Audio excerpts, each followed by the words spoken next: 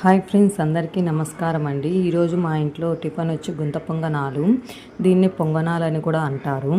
ఇది ఏం లేదండి, మనకి దోశ పిండి కానీ ఇడ్లీ పిండి కానీ ఉంటుంది కదండి. ఆ ఇడ్లీ పిండిలోనే పచ్చిమిరపకాయలు, ఎర్రగడ్డ, కొత్తిమీర, కరివేపాకు చాలా సన్నగా కట్ చేసుకొని వేసుకొని దాంట్లోనే కొంచెం ఉప్పు, సోడా వేసుకొని బాగా మిక్స్ చేసుకోవాలండి. మళ్ళీ దోశ బ్యాటన్లా కాదు, ఇడ్లీ బ్యాటన్ లాగా మిక్స్ చేసుకోవాలి. అలాగే పొంగనాల పెనం పెట్టుకొని ఇలా ఆయిల్ అనేది వేసి హీట్ అయిన తర్వాత పొంగనాలు అనేది వేసుకోవాలండి. వేసుకొని దీనిపైన మూత అనేది పెట్టుకోవాలా. మూత పెట్టుకోవడం వల్ల ఏమంటే లోపల బాగా మనకి కుక్ అవుతుంది. అలా 2 సైడ్స్ అనేది బాగా లో ఫ్లేమ్లో 5 to 10 minutes అనేది కుక్ చేసుకుంటే బాగా లోపల అనేది చాలా బాగా కుక్ అవుతుందండి.